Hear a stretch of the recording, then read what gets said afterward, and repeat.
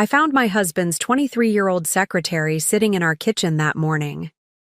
When she looked at me with those doe eyes and said, "Your husband is having my child," I thought my world had ended. By sunset, they would both learn what it means to destroy the wrong woman's life. Standing in my own kitchen on that crisp autumn morning, I felt like I had stepped into someone else's nightmare. Before we jump back in, tell us where you're tuning in from, and if this story touches you, make sure you're subscribed, because tomorrow I've saved something extra special for you. The marble countertops I had picked out 3 years ago, the fresh flowers I had arranged just yesterday in the crystal vase, everything looked surreal as I stared at Amanda Wilson, my husband's young secretary, perched on one of our bar stools, like she belonged there. She couldn't have been more than 23, with perfectly styled blonde hair and wide blue eyes that made her look even younger. The contrast between us couldn't have been more stark.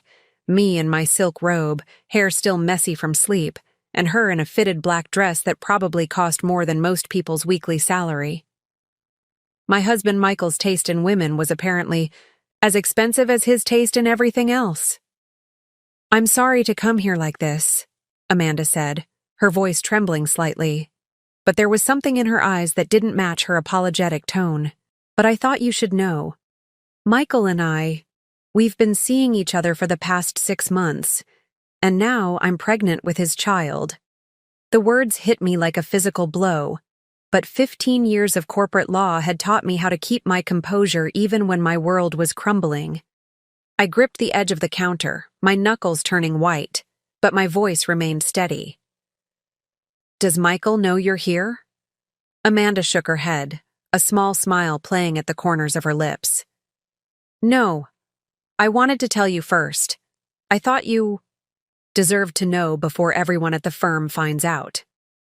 How considerate of her, I thought bitterly.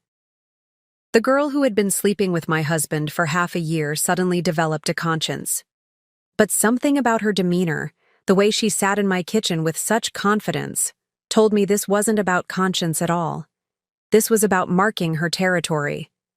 "I see," I said, walking to the coffee maker with measured steps.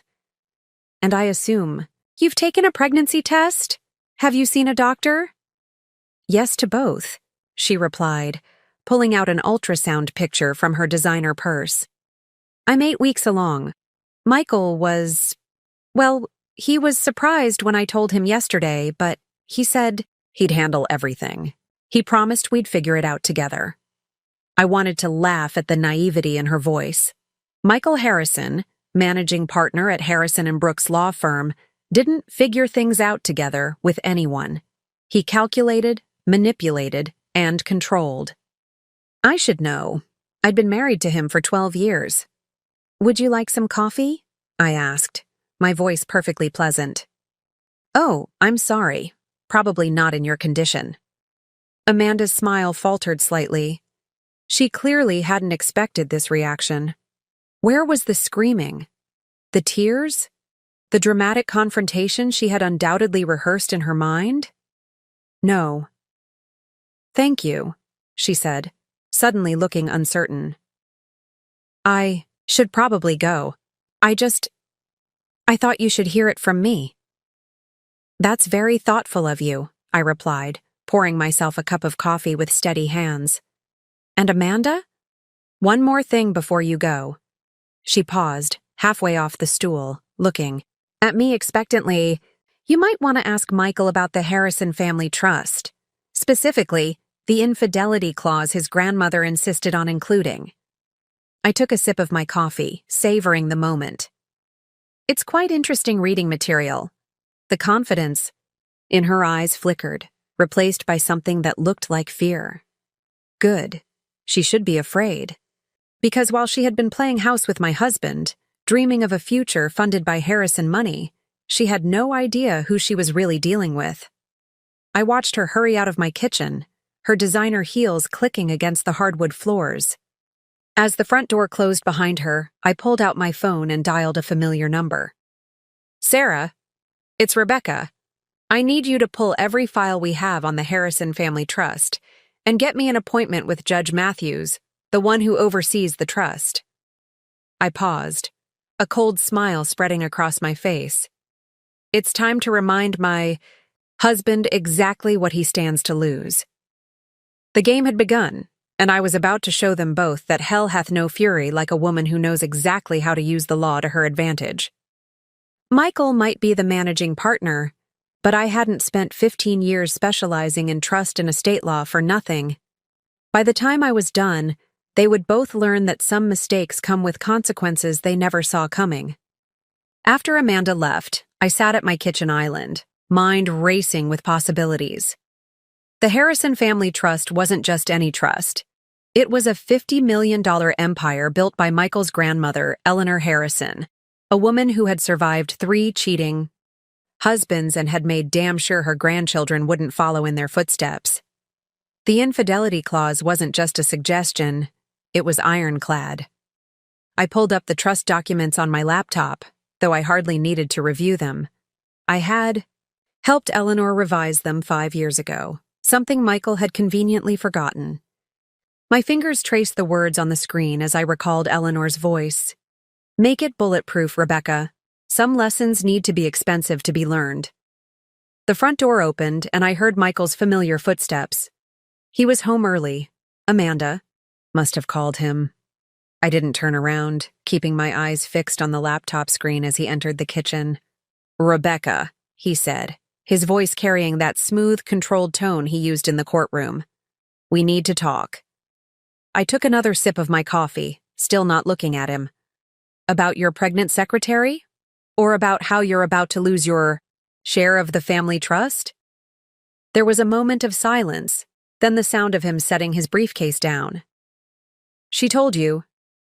It wasn't a question. She did more than tell me, Michael. She came to our home, sat in our kitchen, and showed me the ultrasound. I finally turned to face him, taking in his expensive suit, his perfectly styled hair, the way his jaw clenched slightly, the only sign that he was worried. "She's quite confident you're Amanda. Already planning how to spend the Harrison money, I imagine." He moved closer, but stopped when I held up my hand. "Becky, listen." "Don't call me that." I cut him off, my voice sharp. "Only my husband calls me Becky, and right now, I'm looking at a stranger." "This isn't what you think," he started. But I laughed, the sound hollow and cold. "Really?" "Because I think it's exactly what I think. You've been sleeping with your 23-year-old secretary for 6 months, and now she's pregnant. Please, tell me what part I'm misunderstanding." He ran a hand through his hair, a rare gesture of frustration from the usually composed Michael Harrison. "It was a mistake. I never meant for any of this to happen. We can fix this." "Fix this?" I repeated, standing up slowly. "Like you fixed things with the Peterson case last year? Or like you fixed things with the offshore accounts? Some things can't be fixed, Michael. Some things can only be paid for." His face paled slightly at the mention of the Peterson case. "What are you planning?" I walked to the window, looking out at the manicured lawn of our Beacon Hill home. Everything. Perfect. Everything controlled. Everything about to change. I'm not planning anything. I'm simply going to enforce the trust's infidelity clause. You remember that clause, don't you? The one that says any beneficiary who commits adultery forfeits their entire share of the trust? "You wouldn't," he said, but there was a tremor in his voice now. "I already have." I turned back to him, smiling coldly. "I have a meeting with Judge Matthews tomorrow morning. Eleanor made me trustee for a reason, Michael. She knew someday someone would need to enforce that clause. I don't think she expected it would be her favorite grandson, though." He moved toward me, desperation breaking through his composed facade. "Rebecca, please. That trust is my inheritance. It's my future. We can work this out. I'll end things. With Amanda, You'll what?" I interrupted. "Make her disappear? Pay her off? She's carrying your child, Michael. Or did you forget that part?" The color drained from his face completely. The child? It could be a mistake. The timing? 8 weeks. I said quietly. Preparing and narrating this story took us a lot of time, so if you are enjoying it, subscribe to our channel. It means a lot to us. Now back to the story. That's what she told me. Shall we check your calendar? That business trip to New York? The one where you insisted on taking your secretary instead of your wife? He sank into one of the kitchen chairs, the reality of his situation finally hitting him. The great Michael Harrison, brought low by the very legal system he had manipulated for so long. What do you want?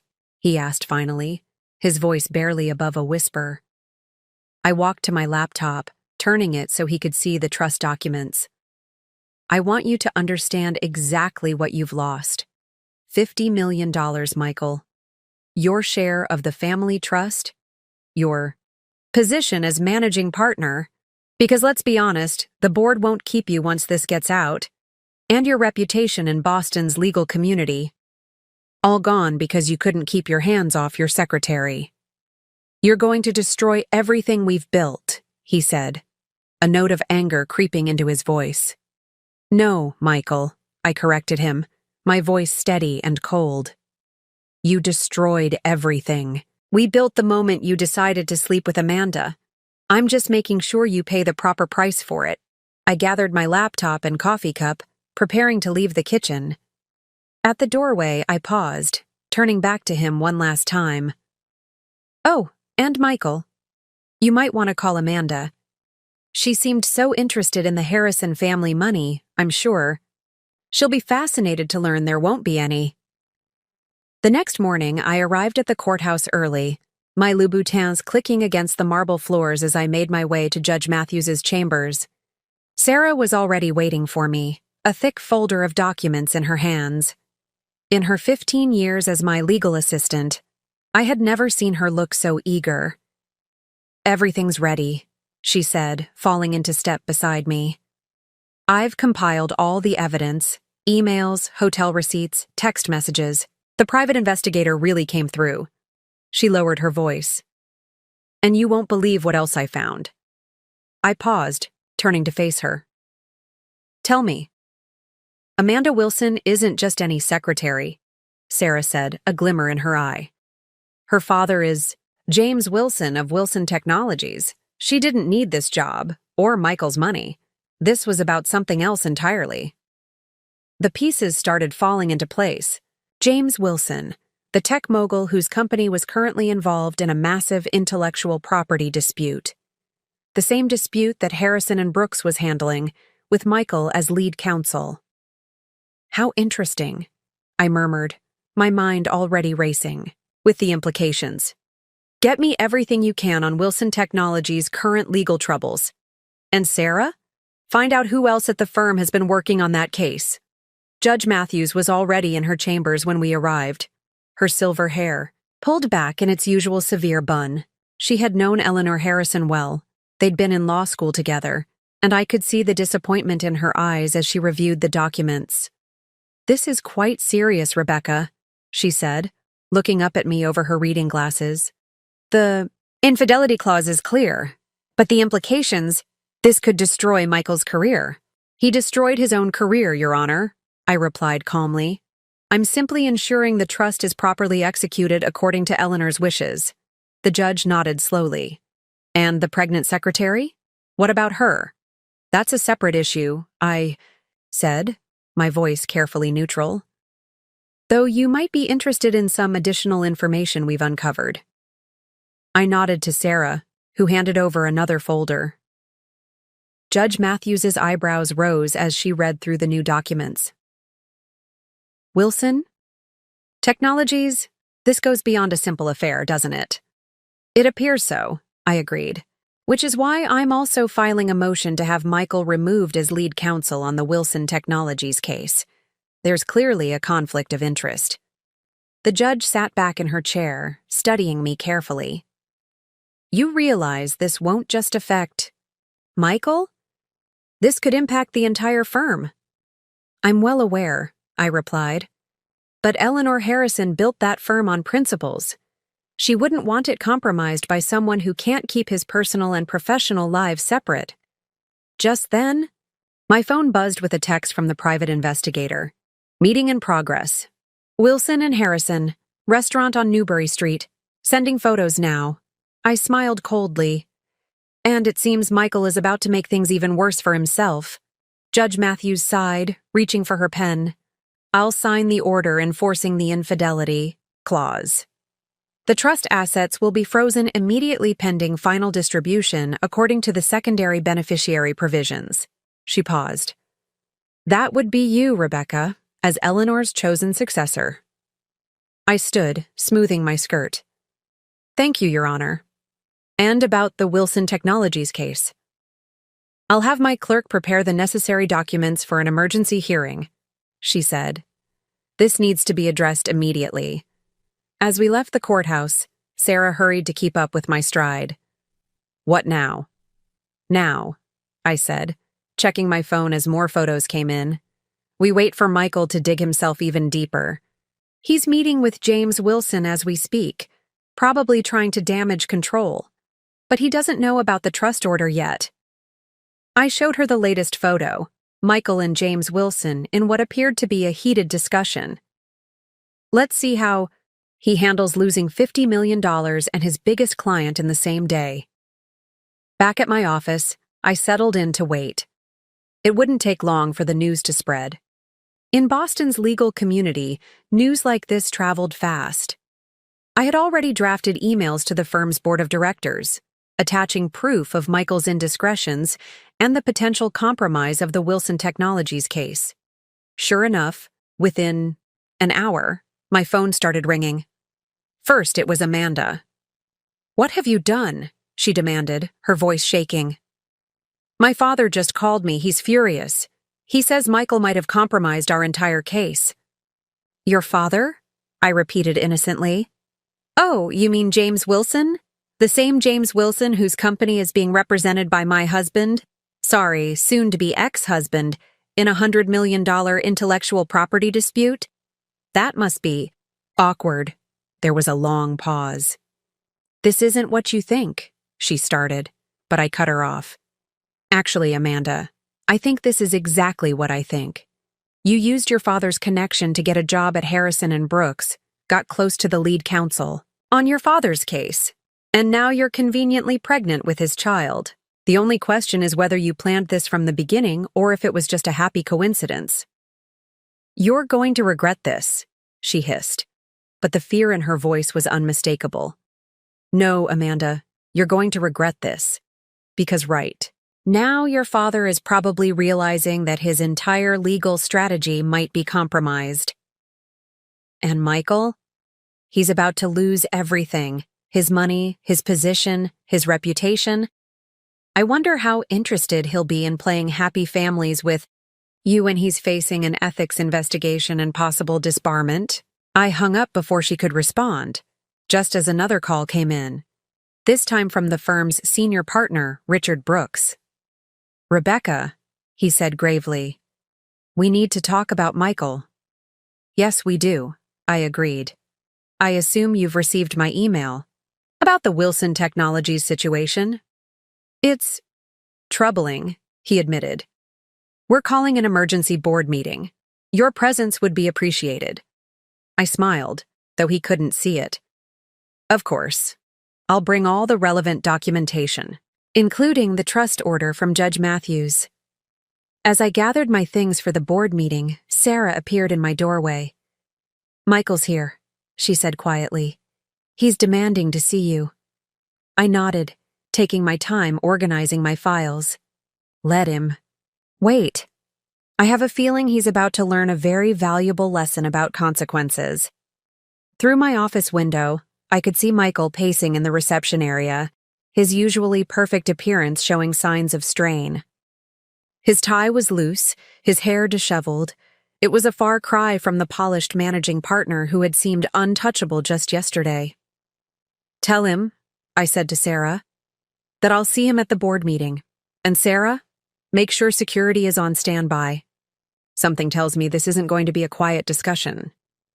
The Harrison and Brooks boardroom had always impressed visitors with its old-world grandeur, rich mahogany walls, leather chairs, and a view of Boston Harbor that spoke of power and tradition. Today, that same room felt like a courtroom, and Michael was about to face a jury of his peers. I sat at the far end of the table, directly opposite Michael's usual seat at the head. Richard Brooks, the senior partner, occupied that position now. The other board members filed in slowly, their faces grim.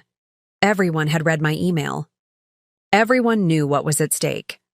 Michael burst in last, his face flushed with anger. He'd clearly been drinking, something I'd never seen him do during business hours in our 12 years of marriage.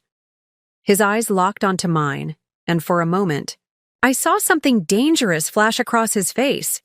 "You scheming bitch!" he snarled, taking a step toward me.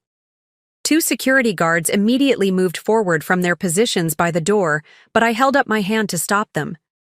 "Please, Michael," I said calmly. "Let's keep this professional. We wouldn't want to add workplace harassment to your growing list of problems." Richard Brooks cleared his throat. "Michael, sit down. This is still a board meeting, and we will maintain decorum." Michael laughed bitterly but took his seat. "Decorum? My wife has just destroyed my life, and you want decorum?" "Your life?" Raised an eyebrow. "Interesting choice of words. Let's talk about destroying things, shall we?" I opened my laptop, connecting it to the boardroom's display screen. "Mr. Brooks, members of the board, I've prepared a comprehensive presentation of the situation we're facing." The first slide appeared, a timeline of Michael's affair with Amanda, complete with hotel receipts, email exchanges, and surveillance photos. Several board members shifted uncomfortably in their seats. "This alone would be troubling enough," I continued, my voice steady. "A managing partner having an affair with his secretary. Hardly the image Harrison and Brooks wants to project. But it gets worse." I clicked to the next slide. Amanda Wilson isn't just any secretary. She's the daughter of James Wilson, CEO of Wilson Technologies, our firm's biggest client. A client whose $100 million intellectual property case is being handled personally by Michael. The room erupted in murmurs. Michael's face had gone from red to white. "That's not," he started, but I cut him off. "Not what? Not a massive conflict of interest? Not a potential ethics violation that could destroy this firm's reputation? Not a betrayal of everything Eleanor Harrison built?" I turned to face the board directly. "And now, Ms. Wilson is pregnant. With Michael's child. Imagine the headlines if this gets out." Richard Brooks removed his glasses, pinching the bridge of his nose. "Michael, is this true? All of it?" Before Michael could answer, the boardroom door opened again. James Wilson himself walked in, his face a mask of barely contained fury. Behind him was Amanda, tears streaming down her face. "Oh, it's true," Wilson said, his voice cutting through the tension like a knife.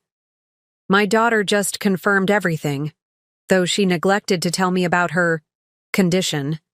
He turned to Michael. "I trusted you with my company's future, Harrison.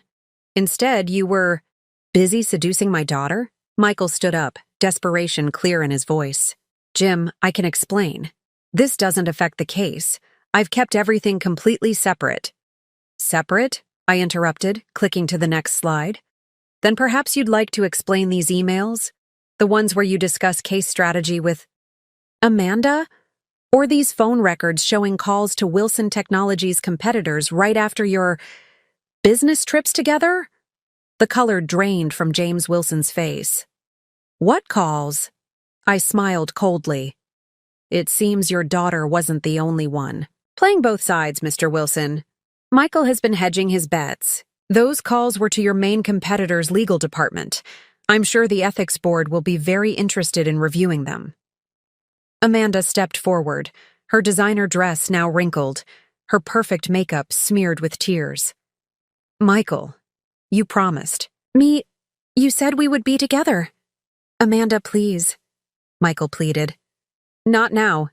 "Yes, now," she cried. "I'm carrying your child and you're trying to play both sides? Was any of it real?" I almost felt sorry for her. Almost. But then I remembered her sitting in my kitchen that morning, so smug, so certain of her victory. "Mr. Brooks," I said, turning to the senior partner, "I've already filed a motion with the ethics board. Given the circumstances, I believe the firm needs to take immediate action to protect its interests and its clients." Richard Brooks nodded slowly. "Michael Harrison, you are hereby suspended from all duties at Harrison & Brooks, effective immediately. Security will escort you to your office to collect your personal belongings."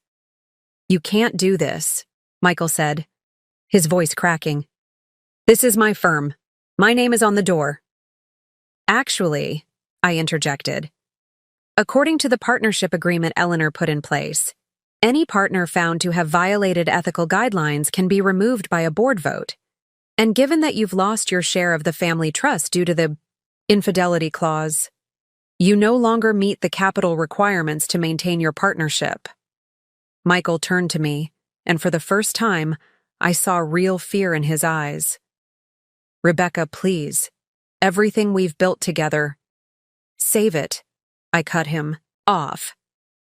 "You should have thought about that before you decided to sleep with your secretary and compromise our biggest client's case." I turned to James Wilson. "Mr. Wilson, I want to assure you that Harrison & Brooks takes this breach very seriously. I'll personally oversee the transition of your case to a new legal team." Wilson nodded curtly. "We'll discuss the future of our relationship with the firm later. Right now, I need to have a very serious conversation with my daughter." He grabbed Amanda's arm, pulling her toward the door. "And Harrison, expect to hear from my lawyers, personal lawyers." As they left, Michael sank back into his chair, all his arrogance finally stripped away. The board members began gathering, their things, none of them meeting his eyes. Years of relationships, power, and prestige, all gone in an afternoon. "Rebecca," he said softly as I packed up my laptop, "what am I supposed to do now?" I paused, looking at him one last time. "That's not my problem anymore, Michael. But I hear there are plenty of law firms in Boston looking for junior associates. You might want to start there, assuming the ethics board lets you keep your license." As I walked out of the boardroom, my heels clicking against the hardwood floors, I felt lighter than I had in years. Michael had always prided himself on being the smartest person in the room, the one who could talk his way out of anything. But he'd forgotten one crucial detail. I had learned from the best, him, and I had just beaten him at his own game. The security guards were already approaching his office as I passed by. Through the glass walls, I could see him standing there, staring at the view of Boston Harbor, a view he would never see from this office again. His empire was crumbling, and he had no one to blame but himself. My phone buzzed with a text from Sarah. "Judge Matthews signed the final trust order. It's done." I smiled, stepping into the elevator. Michael had lost everything: his money, his position, his reputation, and his future. And somewhere in heaven, I was sure Eleanor Harrison was smiling too. Her infidelity clause had finally served its purpose, though I doubt even she could have predicted it would be used to take down her own grandson. The morning after the board meeting, I arrived at the office early. The firm was buzzing with whispers and sidelong glances. News travels fast in Boston's legal community. Michael's name had already been removed from his office door, the space inside dark and empty. It was remarkable how quickly 12 years of marriage and a lifetime of legal career could be reduced to a few cardboard boxes. Sarah met me at my office door, tablet in hand. "The Boston Legal Journal wants a statement about Michael's departure, and the Ethics Board has scheduled an emergency hearing for next week." She paused, lowering her voice. "Also, Amanda Wilson's father has filed a formal complaint with the Bar Association." I settled behind my desk, taking a moment to enjoy my coffee. "Forward all press inquiries to the firm's PR team. As for the Ethics Board," I smiled slightly, "make sure they receive the complete file. Every email, every phone record, every hotel receipt. Already done." Sarah nodded. But there's something else. She placed a thick manila envelope on my desk. This came from Eleanor's old private investigator this morning. Apparently, Michael and Amanda weren't as careful as they thought. Inside the envelope were photos, dozens of them. Michael and Amanda at various hotels, restaurants, private meetings with Wilson Technologies, competitors. But what caught my eye was a series of photographs taken at Eleanor's summer house in the Hamptons. The same house where we'd celebrated our anniversaries, where we'd planned to start a family. When were these taken? I asked, my voice tight. Last month, Sarah replied. The weekend you were in Chicago for the Bar Association conference. The anger I'd been controlling so carefully threatened to surface. Using Eleanor's house, that was a special kind of betrayal. I took a deep breath, reminding myself that revenge was best served cold. My phone buzzed with a text from an unknown number. It was Amanda. We need to talk, please. There's more you need to know. I showed the message to Sarah, who raised an eyebrow. Are you going to meet her? Of course, I replied, already typing a response. But on my terms. Tell security to expect her in an hour. And Sarah, have someone from HR sit in. I want everything on record. The next hour passed slowly as I prepared for whatever new drama Amanda was bringing to my door. I reviewed the trust documents again, making sure every detail was perfect. Eleanor had built an empire on attention to detail, and I wasn't about to let her down now. When Amanda arrived, she looked nothing like the confident young woman who had sat in my kitchen just days ago. Her designer clothes were wrinkled, her makeup hastily applied, her eyes red from crying. Mrs. Harrison, the HR representative began, but I cut her off. It's Ms. Walker now, I corrected, reverting to my maiden name. I've already filed the divorce papers. Amanda flinched at that but took a seat across from my desk. I needed to tell you about Michael and the case. I leaned back in my chair, studying her carefully. More ethics violations? Or is this about the pregnancy? She twisted her hands in her lap, avoiding my gaze. Both. Michael, he wasn't just sharing case information with me. He was selling information to our competitors, using me as a cover for his meetings. The HR representative started taking notes furiously as Amanda continued. And the baby... She paused, tears welling up. I'm not really 8 weeks pregnant. I'm 12 weeks. And it might not be Michael's. I kept my face carefully neutral, though inside I was laughing at the irony. Might not be? There was someone else, she admitted, her voice barely a whisper. Another partner at Wilson Technologies. Michael doesn't know. I thought if he believed it was his, he'd leave you, take care of us with the Harrison money. How did that work out for you? I asked coldly. She broke down completely then, mascara running down her cheeks. My father has cut me off. The firm is investigating me. My whole life is ruined. Your life is ruined? I repeated, my voice sharp. You came into my home, slept with my husband, tried to manipulate your way into my family's money, and now you want sympathy? I'm sorry, she sobbed. I never meant for it to go this far. Michael said a lot of things, didn't he? I interrupted. He told you about the Harrison money, about the power you'd have, about the future you'd share, but he never told you about Eleanor's ironclad trust conditions, did he? Never mentioned that his entire inheritance depended on fidelity? Amanda shook her head miserably. And now here you are, I continued, pregnant with possibly another man's child. Your father's company compromised, your reputation in tatters. Tell me, was it worth it? The HR representative cleared her throat. Ms. Wilson, given the circumstances, I need to inform you that your position at Harrison and Brooks is being terminated, effective immediately. Security will escort you to clear. Out your desk. Amanda stood on shaky legs. What am I supposed to do now? I looked at her coldly. that's not my concern. But if I were you, I'd be more worried about explaining to your father how you helped Michael compromise his company's legal case. And perhaps you should inform the other potential father about the baby. I'm sure the paternity test results will be interesting.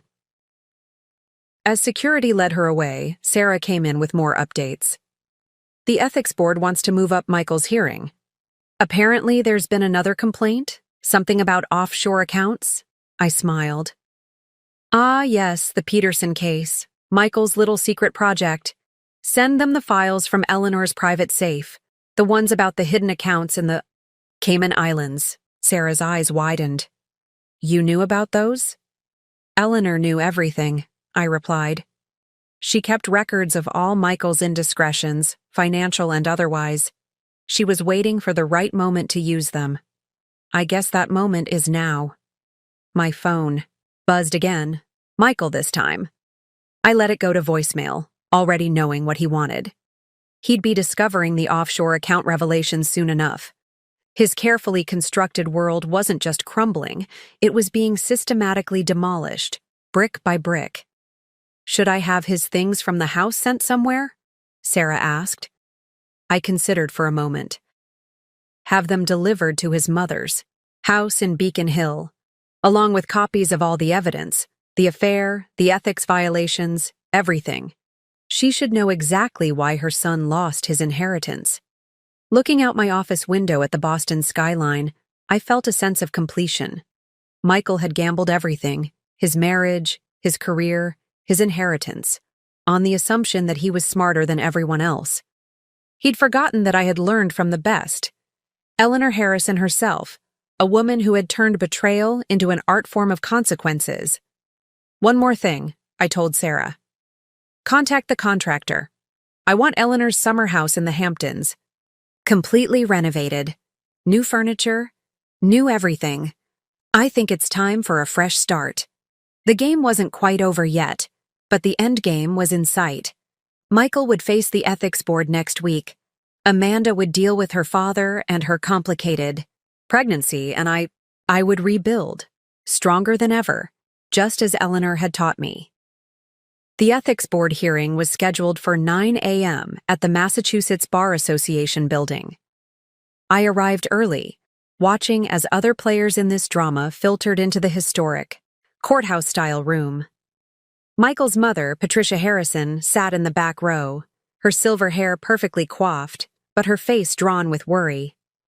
She avoided my gaze. The copies of evidence I'd sent her had done their job. All files are ready, Sarah whispered, setting down a leather briefcase beside me. The offshore account documentation, the Wilson Technologies evidence, everything. She paused, checking her phone. And there's something else. Amanda Wilson just checked into Boston General. Apparently, there are complications with the pregnancy. I absorbed this information silently. Despite everything, I felt a twinge of sympathy for Amanda. She was young, foolish, and had played a game far beyond her capabilities. But sympathy wouldn't stop what was coming next. Michael arrived last, flanked by 2 attorneys from a rival firm. He looked haunted, his usual confident stride replaced by the hesitant steps of a man walking to his own execution. His eyes met mine briefly, and I saw a flash of desperate pleading in them. The ethics board members filed in, 5 senior attorneys and judges who held the power to end Michael's legal career. Judge Matthews was among them, her face stern as she took her seat at the center of the panel. This emergency hearing is now in session, she announced, her voice carrying through the now silent room. We are here to address serious allegations of ethical misconduct against Michael Harrison, former managing partner of Harrison and Brooks. Michael's lead attorney stood. Your Honors, before we begin, my client would like to make a statement. Judge Matthews nodded. Proceed. Michael rose slowly, straightening his tie, a nervous habit I'd observed countless times during our marriage. Members of the board, I admit to exercising poor judgment in my personal life, but my professional conduct has always been, objection, I called out standing. As a complainant, I had the right to participate. Mr. Harrison's poor judgment directly impacted his professional conduct. I have evidence of multiple ethics violations that go far beyond personal indiscretions. I opened the leather briefcase, removing the first set of documents. Exhibit A: records of offshore accounts used to hide funds from the Peterson case settlement. Mr. Harrison deliberately misled both the court and his clients about the true amount of the settlement. Michael's attorneys scrambled to respond, but I wasn't finished. Exhibit B: documentation of Mr. Harrison sharing privileged client information with Amanda Wilson, who then passed this information to competitors of Wilson Technologies. This represents a serious breach of attorney-client privilege. The room erupted in murmurs. Patricia Harrison let out a small gasp from the back row. Furthermore, I continued, Mr. Harrison used his position as managing partner to manipulate firm resources for personal gain. The Hamptons property, owned by the Harrison Family Trust, was used for unauthorized meetings with clients' competitors, all while billing the firm for supposed client development. Judge Matthews leaned forward. These are extremely serious allegations, Ms. Walker. Do you have documentation to support all of them? Every single one, I replied, patting the thick stack of files before me, including surveillance photos, bank records, and email correspondence. Eleanor Harrison kept meticulous records. Michael's face had gone ashen. Eleanor knew? All this time? Eleanor knew everything, I said, turning to face him directly. She was waiting to see if you'd follow in your grandfather's footsteps. Congratulations. Michael, you exceeded her worst expectations. His lead attorney requested a brief recess, practically dragging Michael from the room. I could hear their heated whispers in the hallway. They were realizing just how thorough Eleanor's documentation had been. Sarah appeared at my elbow with a fresh update. Amanda's doctor just called. She's asking for Michael. Apparently there's been a development with the pregnancy. I nodded. Make sure the ethics board knows about this. His response to this crisis will be telling. When the hearing resumed, Michael looked defeated. His attorneys had clearly advised him of the futility of fighting against Eleanor's evidence. Members of the board, his lead attorney announced, in light of the evidence presented, my client wishes to voluntarily surrender his law license, pending a full investigation of these matters. Judge Matthews raised an eyebrow. And the offshore accounts? The mishandled client funds? We will cooperate fully with any investigation, the attorney replied. Mr. Harrison also agrees to make full restitution of any misappropriated funds. I stood again. Your Honors, while I appreciate Mr. Harrison's belated attempt at cooperation, there's still the matter of criminal liability. The offshore accounts, in particular, may interest the district attorney's office. Michael's head snapped up. You wouldn't. I already have, I replied calmly. The DA's office received copies of all documentation this morning. They're particularly interested in the wire transfers to the Cayman Islands. The ethics board members conferred briefly before Judge Matthews spoke again. This board accepts Mr. Harrison's voluntary surrender of his law license. We are referring all evidence of potential criminal activity to the appropriate authorities. Mr. Harrison, you are hereby prohibited from practicing law in the Commonwealth of Massachusetts, effective immediately. As the hearing concluded, I gathered my materials while watching Michael slump in his chair, his career and reputation in ruins. His mother approached him, her voice carrying across the now emptying room. Your grandmother would be ashamed, Patricia said quietly. She built this firm from nothing, and you've destroyed it all for what? An affair with a secretary? Michael didn't respond, his eyes fixed on the floor. His attorneys were already leaving, no doubt rushing to distance themselves from the scandal. Sarah approached with another update. Boston General called again. Amanda's asking for you specifically. I paused, considering. Tell them I'll be there in an hour. And Sarah? Make sure our PR team is ready. Once the DA's office moves forward, this is going to be front-page news.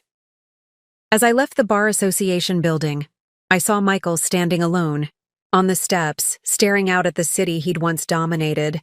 His world hadn't just crumbled, it had been systematically dismantled piece by piece, using the very tools he'd taught me to wield. Eleanor had always said that the law was like a chess game. It wasn't enough to make one good move. You had to see 10 moves ahead. Michael had played checkers, thinking only of his immediate gratification. I had played chess, and now the game was nearly over. The next move would take place at Boston General, where Amanda waited with whatever new development her pregnancy had brought. But regardless of what happened there, Michael's fate was sealed. He had lost everything: his career, his reputation, his freedom, and soon, possibly even his liberty. As my car pulled away from the curb, I saw him reach for his phone, no doubt just receiving the news about Amanda and the pregnancy. Some part of me wondered if he would rush to her side, or if he would run from this responsibility, like he had run from every other commitment in his life. But that wasn't my concern anymore. I had my own future to build, and unlike Michael, I had learned Eleanor's most important lesson: power isn't about what you can take, it's about what you can protect and preserve. Boston General Hospital's maternity ward was quieter than I expected. The nurse led me down a sterile hallway to a private room where Amanda lay, looking smaller and younger than ever in the hospital bed. Her father, James Wilson, stood by the window, his usually commanding presence diminished by worry. "Thank you for coming," he said quietly as I entered. "I know you have no reason to be here." "What happened?" I asked, keeping my voice neutral. Amanda turned to face me, her eyes red from crying. "I lost the baby," she whispered. "There were complications. The doctors said it was stress-related." I sat in the chair beside her bed, studying her face. The smug young woman who had sat in my kitchen just days ago was gone, replaced by someone who looked utterly broken. "Michael hasn't come," she continued, her voice cracking. "I called him when it started, but he said he couldn't deal with this right now." James Wilson's jaw tightened. "That coward. After everything he's done." "Dad, please," Amanda interrupted. "I need to tell Rebecca something. About the baby. About everything." I waited as she gathered herself, watching as she twisted the hospital blanket between her fingers. "I lied before," she began, "about not knowing who the father was. I knew all along it wasn't Michael's. It was Tom Peterson's, the CEO of Peterson Technologies. The name hit me like a physical blow. Peterson Technologies, the company from the offshore accounts case. The pieces started falling into place. "The affair with Michael," I said slowly. "It was never about him, was it?" Amanda shook her head, tears streaming down her face. "Tom wanted information about the settlement, about where the money really went. He knew Michael had hidden some of it offshore, but he couldn't prove it. So he asked me to get close to Michael, to find evidence." James Wilson stepped forward. "What are you talking about, Amanda?" "I'm so sorry, Dad," she sobbed. "Tom promised he'd help us with our IP case if I could prove Michael was corrupt. He said it would give us leverage. I never meant for it to go so far." I sat back, processing. This new information? So Michael wasn't just hiding settlement money? He was actively working against his own clients' interests. "There's more," Amanda said quietly.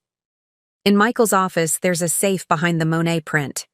Inside, there's a USB drive with everything. All the offshore transactions, the real settlement numbers, communications with foreign banks. I saw him access it once when he thought I was sleeping on his office couch." James Wilson had gone pale. "How much money are we talking about?" "Millions," Amanda whispered. "The Peterson settlement was 3 times what was reported to the court. Michael took his cut through a series of offshore transfers. That's why he was so desperate to keep me close.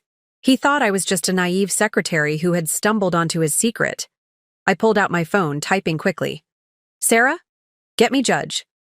Matthews, tell her it's urgent. And contact the DA's office. They'll want to execute a search warrant on Michael's office immediately. As I stood to leave, Amanda reached for my hand. Rebecca, I'm sorry. For everything.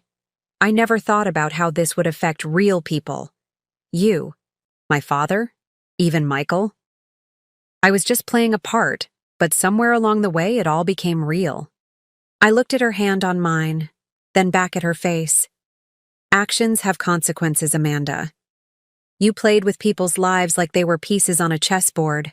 The fact that you were a pawn in someone else's game doesn't change that. James Wilson walked me to the door. What happens now? Now? I smiled coldly.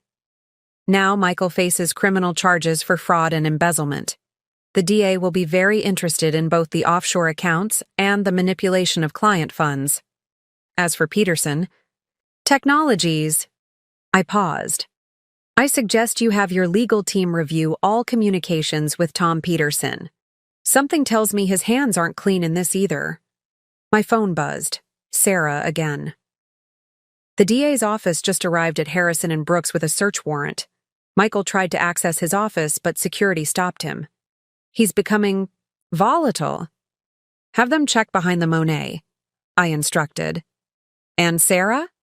Make sure all security footage is preserved.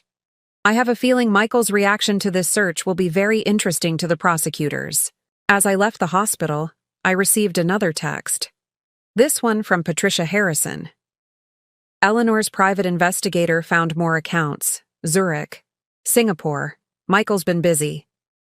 I smiled, remembering Eleanor's words from years ago. The worst betrayals often have the longest paper trails. She had taught me to always look deeper, to follow the money, to understand that people's true natures revealed themselves in their desperate moments. The car radio was playing classical music, Beethoven's Fifth Symphony, the Fate motif echoing through the speakers. How appropriate. Michael's fate had been sealed the moment he decided to betray not just his marriage, but his professional ethics and his family's legacy. Sarah met me at my office with fresh updates. The DA's team found the USB drive exactly where Amanda said it would be, but there's something else. Michael's been trying to access the firm's client files remotely. I'd blocked his credentials, but he's becoming increasingly desperate. Of course he is, I replied, settling behind my desk. He knows what's on that drive. It's not just the Peterson case. It's years of fraudulent dealings, manipulated settlements, hidden fees. Michael didn't just break the law. He built an entire shadow practice around breaking it. The press is already calling, Sarah added. They want statements about the ethics hearing and now the criminal investigation. The Boston Globe is running a front-page story tomorrow. I nodded, pulling up Eleanor's old files on my computer. Send them this, I said, forwarding a document. Eleanor's original partnership agreement for the firm, the one that emphasizes ethical practice and client trust above all else. Let them see exactly how far Michael fell from the principles his grandmother built this firm on. As the day drew to a close, I stood at my office window, watching the sunset paint the Boston skyline in shades of gold and crimson. Michael's world hadn't just crumbled, it had imploded spectacularly, taking down everyone who had helped him maintain his web of lies. My phone buzzed one final time, a message from Michael himself. You've destroyed everything. I hope you're happy. I typed back a single response. No, Michael. You destroyed everything. I just made sure you couldn't hide from the consequences anymore. Turning off my phone, I gathered my things to leave. Tomorrow would bring new challenges, criminal investigations, press inquiries, the reshaping of Harrison and Brooks' future. But for now, I had done what Eleanor would have wanted. I had protected her legacy, exposed the corruption that had threatened to taint it, and ensured that justice would be served. As I left the office, I passed by Eleanor's portrait in the main conference room. Her stern face seemed to hold a hint of a smile now, as if she had known all along that this day would come. The truth always surfaces, she used to say. It's just a matter of who controls the timing. And timing, as it turned out, had been Everything. 1 week after the hospital visit, I sat in my newly renovated office, formerly Michael's corner suite, reviewing the aftermath of what the Boston Globe had dubbed the Harrison scandal. The morning papers were spread across my desk, each headline more dramatic than the last. Harrison and Brooks' managing partner faces criminal charges.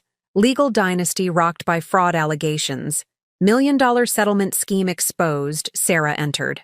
With my morning coffee and the latest updates. The DA's office has filed formal charges. Fraud, embezzlement, misappropriation of client funds. 17 counts in total. They're offering a plea deal, but Michael's new criminal defense attorney isn't optimistic. I took a sip of coffee, savoring both the flavor and the moment. And Peterson Technologies? Tom Peterson resigned as CEO this morning. The board called an emergency meeting after the SEC opened an investigation into the settlement irregularities. She paused, checking her tablet. Amanda Wilson has agreed to testify against both Michael and Peterson. Her father's legal team negotiated immunity in exchange for her full cooperation. The irony wasn't lost on me. Amanda, who had walked into my kitchen so confidently just weeks ago, was now the star witness in multiple criminal investigations. Her pregnancy lie had unraveled everything, not just Michael's marriage, but his entire criminal enterprise. My phone lit up with a text from Patricia Harrison. Rebecca, can we meet? There are things about Eleanor's estate that we need to discuss. I responded with a lunch invitation. Patricia had been surprisingly supportive throughout this ordeal, perhaps recognizing that I had done what Eleanor would have wanted, protected the firm's integrity at any cost. The renovation crew finished at the Hamptons house, Sarah continued. All traces of Michael and Amanda's visits have been erased. The new furniture arrives next week. I nodded, standing to look out at the Boston skyline. My view now, not Michael's. Schedule the board meeting for tomorrow. It's time to discuss the firm's future. The elevator dinged and security called up. Michael was in the lobby, demanding to see me. Despite the restraining order, despite the criminal charges, despite everything, he still thought he could talk his way out of this. Let him come up, I instructed. But have security ready. Minutes later, Michael burst into my office, looking nothing like the polished attorney who had once commanded respect throughout Boston's legal community. His suit was wrinkled, his eyes wild, his hands shaking slightly. Are you happy now? He demanded. You've taken everything. The firm, the trust, my reputation. I remained seated, projecting calm. You took those things from yourself, Michael. I just exposed the truth. He laughed bitterly, running a hand through his disheveled hair. The truth? You want to talk about truth? What about the truth of our marriage? 12 years, Rebecca? Didn't that mean anything? It meant everything, I replied quietly. Until you decided that sleeping with your secretary and stealing from your clients was more important than our vows. I was building something, he exploded. Every deal, every settlement. I was making this firm stronger. You were breaking the law, I corrected him. And now you're facing the consequences. The DA's office has everything, Michael. The offshore accounts, the manipulated settlements, the kickbacks. Did you really think you could hide it forever? He slumped into a chair, suddenly looking old and defeated. What do you want from me? Nothing, I said simply. I don't want anything from you anymore. The criminal justice system will handle your punishment. The Bar Association will handle your professional fate. And as for us, I held up my left hand, now bare of my wedding ring. The divorce papers are with your attorney. Sign them. And what about Amanda? He asked, his voice barely a whisper. Did you have to destroy her too? I felt a flash of anger. Amanda destroyed herself. She played her part in this scheme, lying about the pregnancy, helping Peterson spy on you. Though I suppose you both deserved each other. Liars using lies to catch other liars. Security appeared at my door, responding to some silent signal from Sarah. Michael stood slowly, straightening his tie in a pathetic attempt at dignity. "You know," he said, pausing, at the door, "I never thought you had it in you, to be this ruthless." I smiled coldly. "I learned from the best, Michael. You and Eleanor. You both taught me that power isn't about force, it's about patience, about waiting for the right moment to strike." I gestured to the office around us. "Consider this my final exam." As security led him away, I could hear his voice carrying down the hallway, a broken man's last attempt at defiance. But it didn't matter anymore. Michael's words, like his promises, had lost all power. Patricia Harrison arrived precisely at noon, elegant as always in her Chanel suit. She carried a large envelope, Eleanor's personal papers, I realized. "Eleanor would be proud," she said, settling into the chair across from my desk. "She always said you were the true Harrison, even if you didn't have the name by blood." Opened the envelope, removing a stack of documents. "There's something you should see. Eleanor's last amendment to the trust, made just before she died. She knew, Rebecca, about Michael's corruption, about the offshore accounts. She was gathering evidence, building a case." I took the papers, reading through Eleanor's meticulous notes. Everything was there. The first signs of Michael's ethical breaches, the patterns of suspicious settlements, the gradual corruption of the firm's principals. "Why didn't she expose him herself?" I asked. Patricia smiled sadly. "She wanted to see if he could change, if the trust and the firm's legacy would mean more to him than his greed. And," she paused, "she wanted to see if you would be strong. Enough to do what needed to be done when the time came." "A test," I murmured. "A succession plan," Patricia corrected. Eleanor knew the firm would need someone with not just the skill, but the strength to protect what she built. That's why she made you trustee, why she left you those files. She was preparing you. I sat back, processing this information. All this time, I thought I had been acting on my own, driven by betrayal and a desire for justice. But Eleanor had seen it coming, had laid the groundwork for this very moment. "There's more," Patricia continued. "The board is meeting tomorrow to vote on the firm's new name. Eleanor left specific instructions about that too." She handed me one final document, Eleanor's last wishes for the firm she had built from nothing. As I read it, I felt tears prick at my eyes for the first time since this whole ordeal began. "Walker and Brooks," I read aloud. "She wanted my name on the door?" Patricia nodded.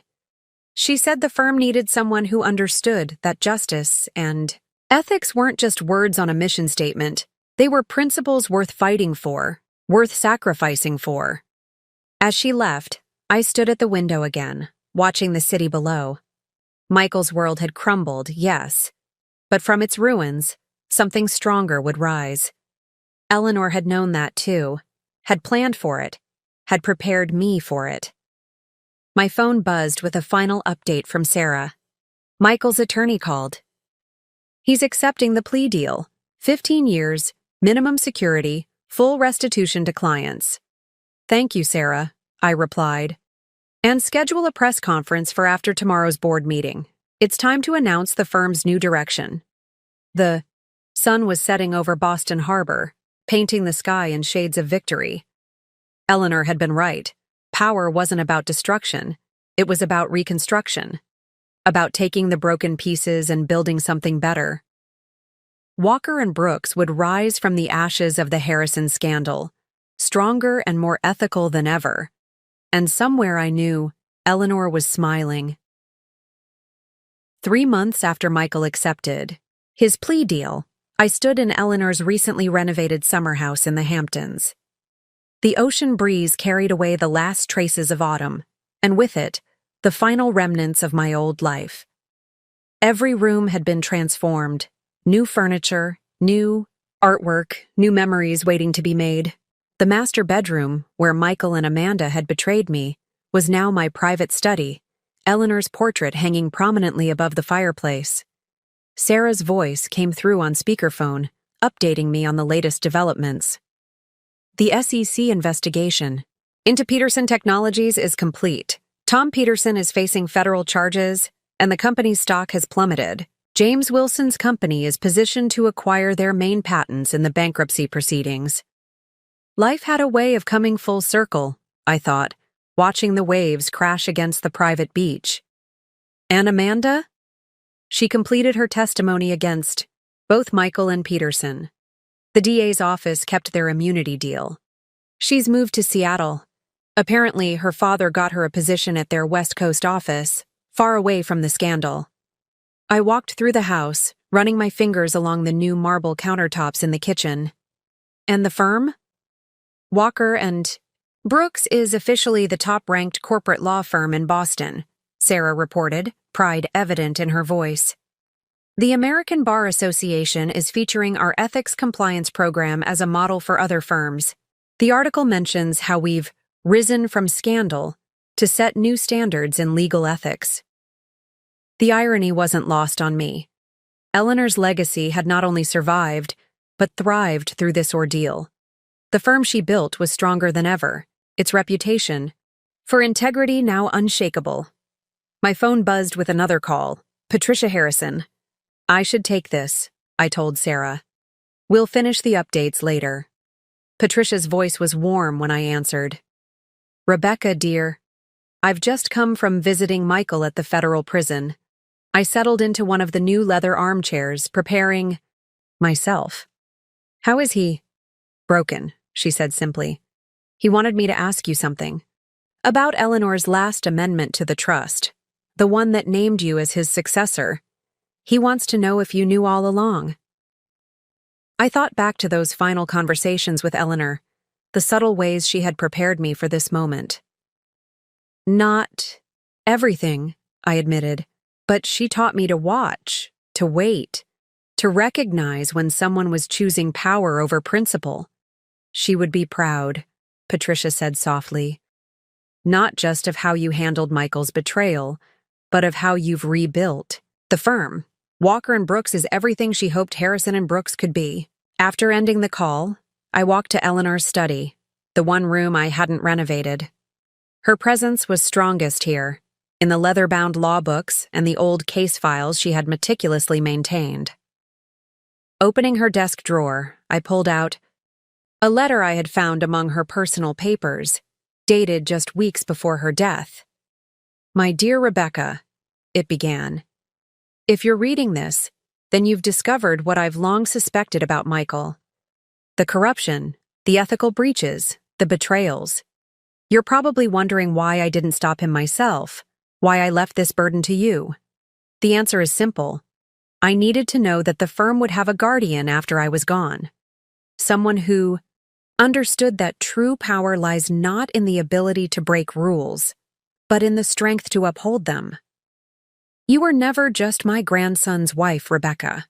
You were the daughter I chose, the one who understood what I built and why I built it. The trust, the firm, the legacy, they were always meant for you.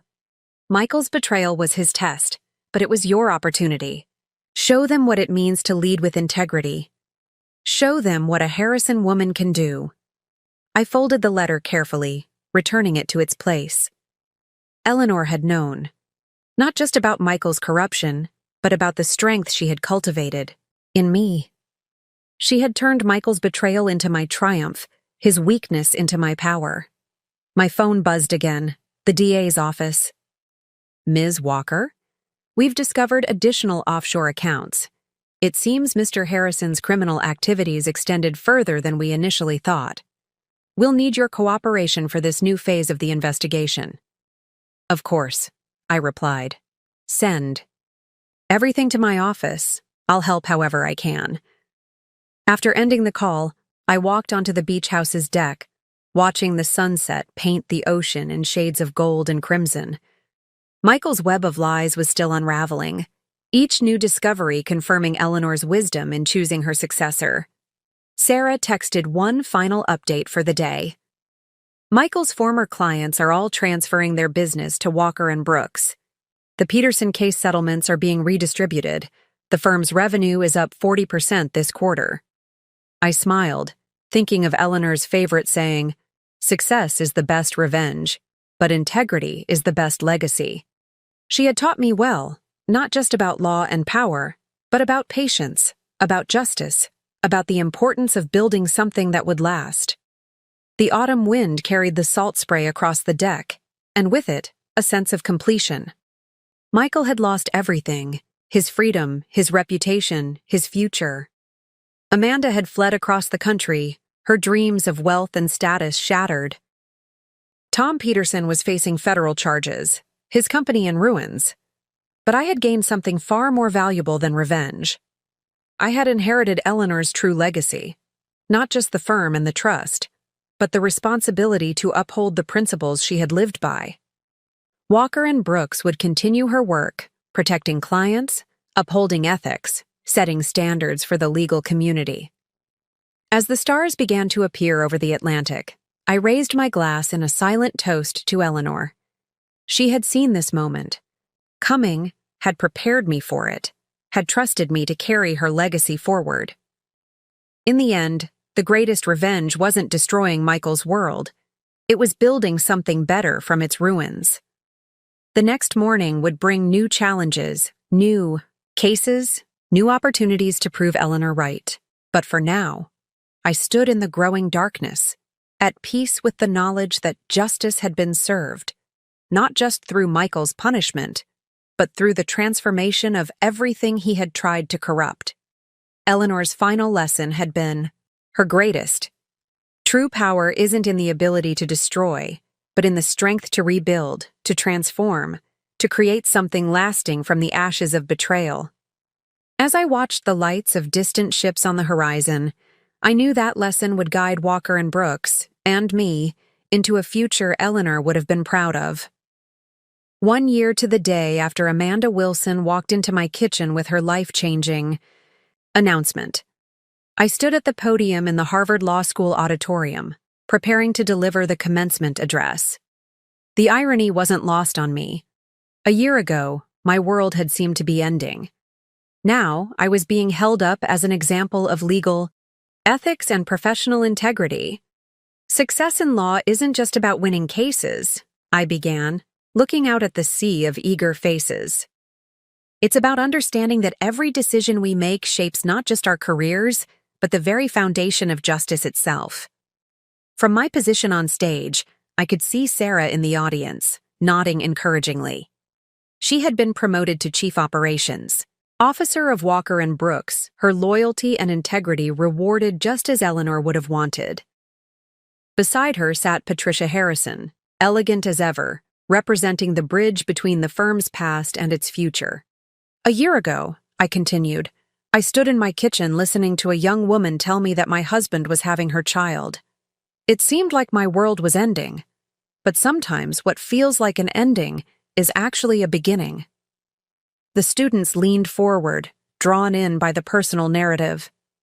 They had all read about the Harrison scandal, the criminal charges, the ethical violations, but they hadn't heard this part of the story. Eleanor Harrison, the founder of what was then Harrison & Brooks, used to say that character isn't built in moments of comfort. It's forged in moments of crisis. When faced with betrayal, we have two choices. We can let it destroy us, or we can use it to build something stronger. My phone buzzed silently in my pocket. Probably another update about Michael. His prison sentence had been extended after the discovery of more offshore accounts, the web of financial fraud extending further than anyone had initially suspected. But that was no longer my concern. Walker & Brooks was born from a crisis of ethics, but it has become something more. A testament to the principle that integrity isn't just a word we put in our mission statements. It's the foundation upon which we build our careers, our relationships, and our legacy. In the front row, I spotted James Wilson, who had become one of our biggest clients after the dust settled. His company had not only survived the scandal, but thrived, acquiring key patents from the now bankrupt Peterson Technologies. Amanda, I had heard, was still in Seattle, working in his company's legal department, far from the temptations and ambitions that had led to her downfall. When Eleanor Harrison built her firm, she wasn't just creating a business, she was establishing a standard that each of us, as legal professionals, must strive to uphold. Because at the end of the day, our reputation isn't built on the cases we win, but on the principles we maintain while winning them. The auditorium was silent, hundreds of future lawyers absorbing the lesson that had cost Michael everything to teach. Your choices, I wanted to tell them, will follow you.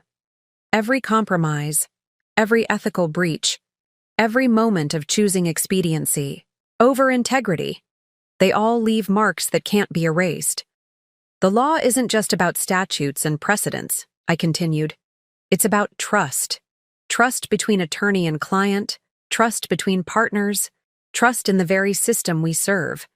When we breach that trust, we don't just damage our own careers, we undermine the foundation of justice itself. After the speech, at the reception, young lawyers and students crowded around, eager to discuss the firm's ethics compliance program, now being adopted by law firms across the country. But my attention was drawn to a familiar figure standing quietly at the edge of the crowd, Tom Peterson's daughter, Emily. She approached hesitantly, her father's disgrace still a fresh wound. Ms. Walker, I wanted to thank you. What happened with my father and your husband? It opened my eyes. I'm starting law school in the fall, and I want to specialize in corporate ethics. I studied her face, seeing the same determination I had once seen in my own reflection. Come see me when you graduate, I told her. Walker & Brooks is always looking for lawyers who understand the value of integrity. Later that evening, back in my office, Eleanor's old office, I reviewed the firm's latest achievements. Our client list had grown, our reputation stronger than ever. The scandal that should have destroyed us had instead become our foundation stone, a reminder of why ethics mattered. Sarah brought in the latest financial reports and a copy of the American Bar Association Journal. The cover story featured Walker & Brooks, From Scandal to Standard Bearer, How One Firm's Crisis Changed Legal Ethics. The Guardian program launches next month, she reminded me, referring to our new initiative to mentor young lawyers in ethical practice. We already have 50 firms signed up to participate. I nodded, touching Eleanor's portrait on the wall. She would have loved this, turning a betrayal into a force for positive change. My phone buzzed with a text from Patricia. Michael's appeal was denied. He's serving the full extended sentence. I didn't respond. Michael's fate was no longer my concern. He had chosen his path, just as I had chosen mine. The difference was, my path had led to something greater than revenge. It had led to transformation. Walking to the window, I looked out at the Boston skyline, remembering that morning, in my kitchen when Amanda had delivered her news. She had thought she was destroying my world, but instead, she had helped me find my true purpose. Eleanor's last letter sat framed on my desk, a daily reminder of the legacy I now carried. Show them what a Harrison woman can do. I had done more than that. I had shown them what integrity could build from the ashes of betrayal. The sun was setting over the harbor, another day ending in a city that had watched the Harrison scandal unfold and Walker & Brooks rise from its ruins. Tomorrow would bring new challenges, new opportunities to uphold the principles Eleanor had instilled. But that was the point, wasn't it? Every day was a choice between expedience and ethics, between power and principle. Michael had chosen power and lost everything. I had chosen principle and gained something far more valuable, a legacy worth protecting, a future worth building, and a reminder that the greatest revenge isn't in destroying what hurt you, but in creating something stronger from the experience. I gathered my things to leave. Sarah appeared one last time. The Harvard Law Review wants to do a piece on the firm's transformation. They're calling it The Walker Way, Rebuilding Trust in Legal Practice. I smiled, thinking of Eleanor's words. Success is the best revenge, but integrity is the best legacy. She had been right, as always. The best revenge wasn't in Michael's imprisonment or Amanda's exile or even in the firm's success. It was in the knowledge that from their betrayal, something meaningful had emerged. A new standard, a higher purpose, a lasting legacy. Walking out of the office that evening, I carried not just Eleanor's lessons, but the certainty that sometimes, the darkest moments of our lives can lead us to our brightest purpose. The betrayal that was meant to destroy me had instead revealed my true strength, and in doing so, had changed not just my life, but the very landscape of legal ethics in Boston. And that I realized was the greatest victory of all. Up next, you've got 2 more standout stories right on your screen. If this one hit the mark, you won't want to pass these up. Just click and check them out. And don't forget to subscribe and turn on the notification bell so you don't miss any upload from us.